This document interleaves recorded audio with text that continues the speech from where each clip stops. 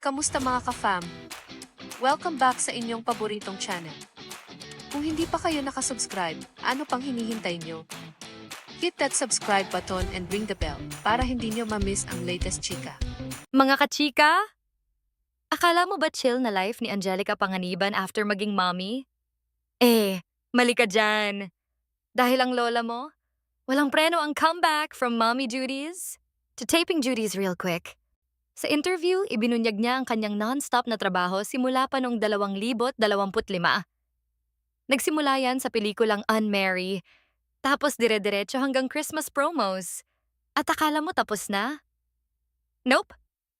After ng promo, diretso agad siya sa bagong serye na The Silent Noise. Meaning, walang pahinga si ate mo. Kaya medyo walang break, but of course, I'm very happy dahil matagal-tagal naman din yung pahinga ko. Kaya nung nakabalik ng work, lagi lang akong excited, lagi akong para bang, alam mo yung paa mo, yung parang ka nakagano'n, yung parang naka-clenched yung paa mo lagi dahil lagi kang kabado or excited, mixed emotions palagi. Pero wait lang, hindi rin biro ang comeback na to ha. Dahil after maging mommy, naka-experience siya ng mom brain. Yung tipong makakalimutin, lutang, at parang nasa ulap ang isip. Relate ba moms dyan? Kaya naman ginawa ni Angelica ang isang matapang na move. Sumabak siya sa theater via Virgin Lab Fest. O mga kachika.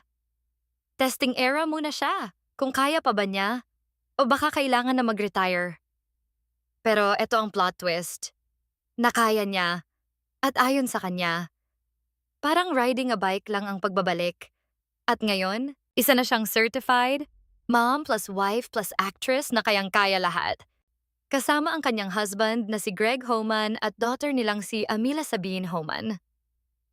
Mas pinipili na ngayon ni Angelica ang kanyang peace. At eto ang pinaka-real talk. Hindi na siya basta-basta tumatanggap ng projects.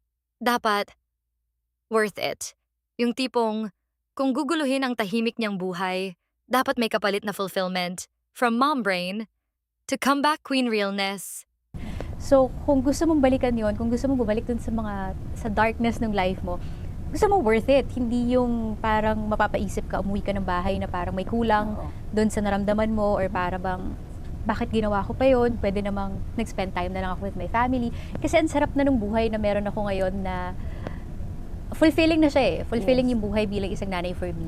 I am very blessed na yun yung pakiramdam ko dahil hindi naman lahat yun yung nararamdaman. Exactly. So, tinetreasure kong maigi yun kung ano yung happiness na meron ako ngayon. So, para magulo niya yung buhay mo, yung balance na meron ako, gusto ko worth it talaga siya. Gusto ko, uwi ako ng bahay na busog din ako, na gigising ako, na excited din akong pagsilbihan yung pamilya ko kapag wala akong trabaho dahil hindi ako nanggaling sa isang trabahong na stress lang ako. Mga kachika, ibang level na talaga si Angelica ngayon. Kayo ba? Mas bet niyo ba ang new version ni Angelica Panganiban?